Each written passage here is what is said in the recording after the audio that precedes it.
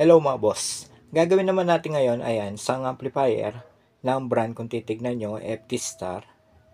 So, ang issue naman nito, base sa customer, sabi niya, meron naman daw audio, tunog, kaso parang meron daw nagpirito dito sa kanyang mga speaker.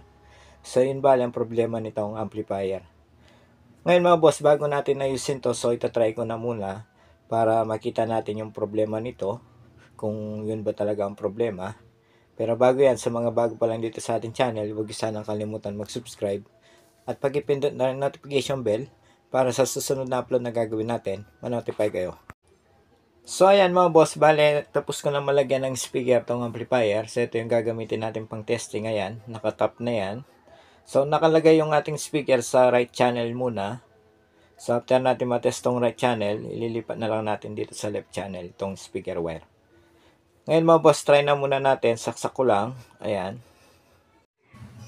Ayan mga boss, so nakasaksak na tong power cord. Ngayon, switch on. Ayun. Kung titignan nyo mga boss, nag-power on naman tong amplifier. Ngayon, try na lang na muna natin sa USB. Ayan, naset sa USB tong amplifier. Ayan mga boss, saksak ko lang tong USB. Kung napansin nyo, ayan, bale nag-play na tong USB. Ngayon, papansinin nyo rin mga boss itong mga control. Bale, sinet natin lahat yan sa 12 o'clock. Ayan. Ngayon, volume na lang natin mga boss. Ayan, pakinggan natin.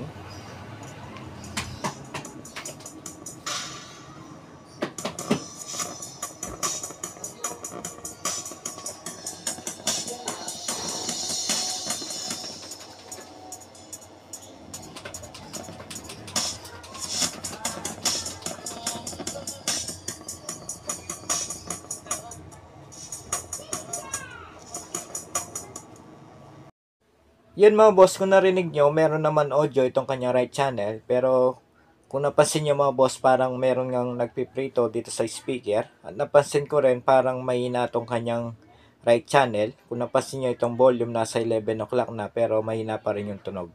Ngayon, try naman natin itong left channel. Lipat ko lang yung speaker wire. So ayan, bale tapos ko na mailipat yung speaker wire dito sa left channel. So yung positive wire lang yung nilipat ko mga boss, yung negative kahit dyan na lang yan, okay lang. Ngayon try natin. So pakinggan natin mga boss, ayan. Volume ko lang.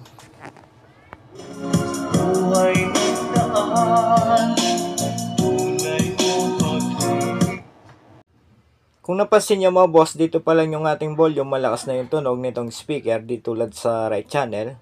At napansin nyo rin mga boss, malinis yung tunog nitong kanyang left channel kaysa sa right channel. So ulitin ko mga boss, ayan. Pakinggan nyo.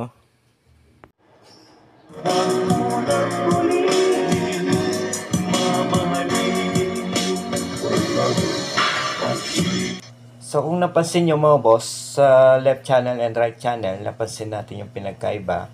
So may problema dito yung kanyang right channel. Ngayon mga boss, bubuksan na natin to para yun na nga, ma-check na natin kung anong posibleng sira. So buksan ko lang. So ayan mga boss, kung titignan nyo, bale nabuksan ko na tong amplifier. Ayan yung kanyang loob. Bale gamit dito 4 na power transistor. Tapos yung transformer nito, yung kanyang output ay nasa 29 volts, 29 volts. Ayan. Medyo mataas rin yung output nitong kanyang transformer. Ngayon, unang gagawin natin dito, bale babaklasin ko na muna tong kanyang mainboard. Ayan, bale ito yung kanyang mainboard. So baklasin ko lang muna mga boss. Ayan mga boss, bale nabaklas ko na tong kanyang mainboard.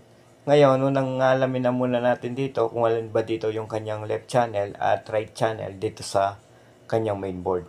So may problema dito sa amplifier na to, nakita nyo mga boss yung kanyang right channel.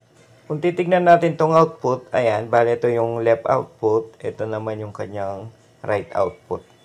So itong left mga boss, good naman, ayan, bale ito yung may problema, itong right.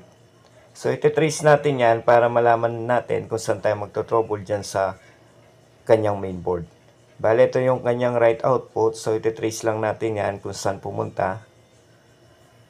Ayan mga boss, bale yan yung may problema, yung right. Ngayon, trace natin. So, susundan lang natin yan. itong kanyang right terminal na output, kung saan pumunta, ayan. Kung titrace natin, bale dito pumunta yan. So pagdating dito mga boss, bale meron siyang dalawang resistor. Ayan, kung titingnan natin dito sa harapan, bale ito yung dalawang resistor. So yung dalawang resistor na yan, connected dito sa right output. Ayan, ulitin ko. Tumalo na resistor. Tapos yung isa dito naman papunta. So yung dalawang resistor na yan, pumasok dyan sa dalawang power transistor na yan. So dyan pa lang mga boss, malalaman na natin, bale ito yung kanyang right channel. So dyan tayo mag-check mga boss, dito naman yung kanyang left channel. So dahil mayroon lang problema dito mga boss, itong kanyang right channel. So dito lang tayo mag-check sa right channel. Bale yan yung kanyang power transistor.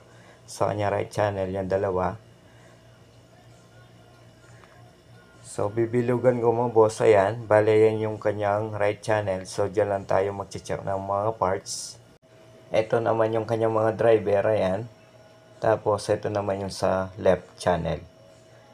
So, ganun lang yung pag-trace. Bale, may problema dito. Ulitin ko itong kanyang right channel. So, sa right channel lang tayo mag-check ng mga parts. Ngayon mga boss, sunod naman na gagawin natin. Ngayon, alam na natin yung right channel nitong kanyang mainboard.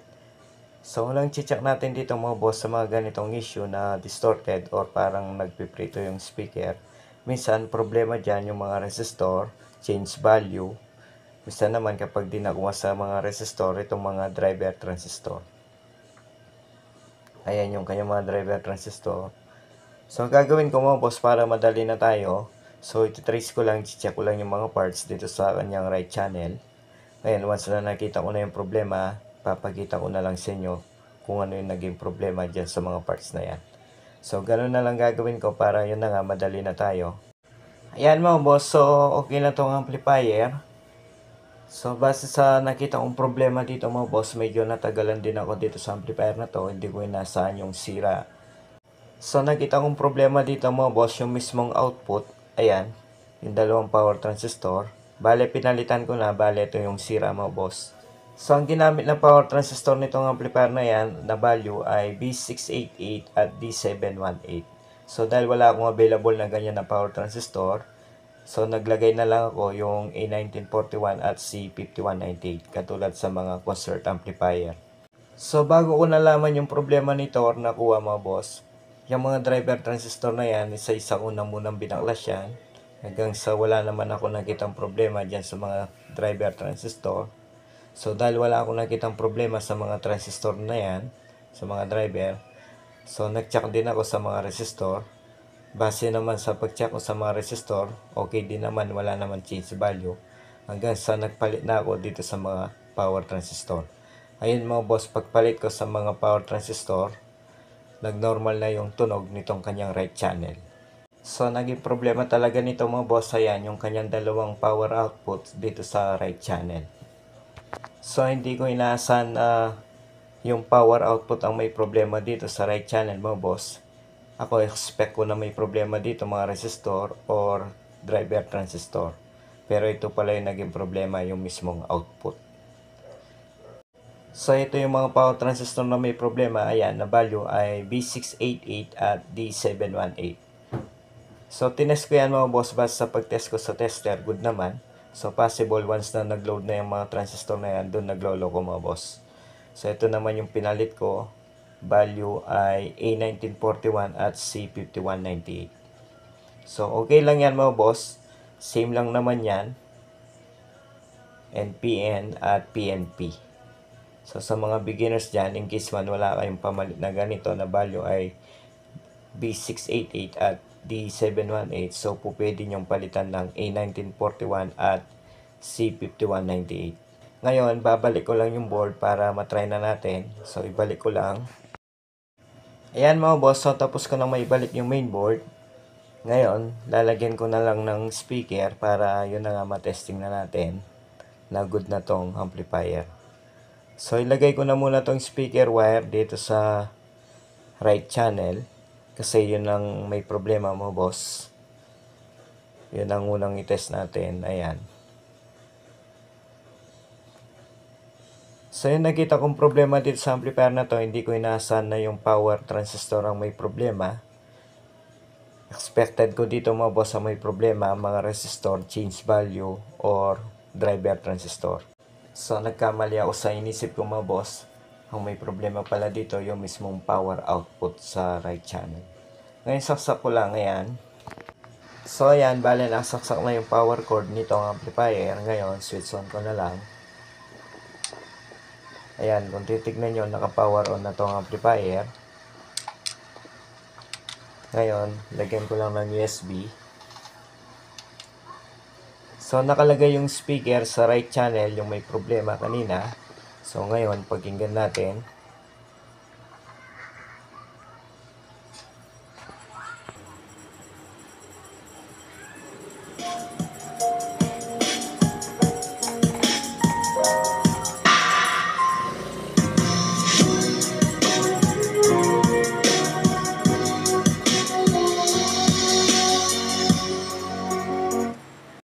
Yun mga boss, kung narinig nyo, so hanggang dito pala yung kanyang volume, 9 o'clock. So, malakas na yung tunog. Tapos, pangalawa, malinis na rin yung tunog nitong speaker.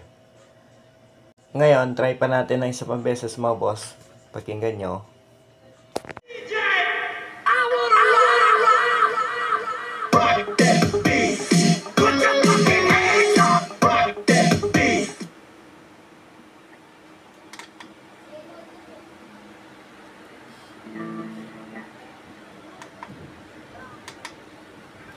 With the first song.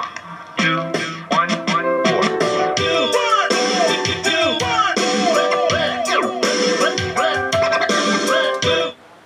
Yan mga boss, napansin nyo, hanggang dito pala yung volume. Malakas na yung kanyang tunog ngayon, yung kanyang right channel, di tulad nung una. Ngayon, try naman natin sa left channel, lipat ko lang yung speaker wire. So, bale yung unang tinest natin mga boss, yung may problema, yung right channel. So, narinig nyo, okay na. Ngayon, lilipat lang natin yung speaker wire sa left channel para mapakinggan nyo mga boss na same na yung kanyang lakas. Ilipat ko lang, ayan.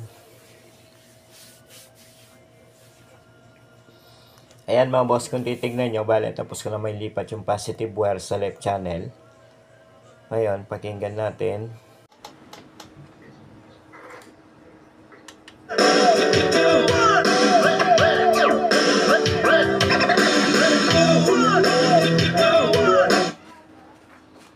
Yun mga boss, okay na to. Same na naman yung kanyang lakas. Di tulad kanina, hindi pa natin naayos. Bale, ito talaga naging problema, yung dalawang power transistor na yan.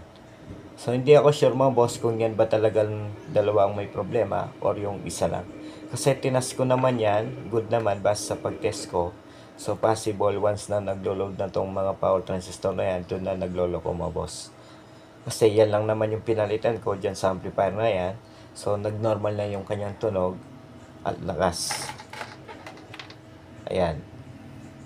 So, dahil okay na to mga boss, hanggang dito na lang tong ating video. Sana sa mga beginners dyan, kahit paano meron ay natutunan dito sa ating video. Sa mga hindi pa pala nakasubscribe, huwag sanang kalimutan mag-subscribe at pag-i-pindot na rin notification bell para sa susunod na upload na gagawin natin, ma-notify kayo. At pag-i-follow na rin pala yung aking Facebook mga boss. Ayan, Darwin Giao. So, pag-i-follow na lang. Sa muli, maraming salamat.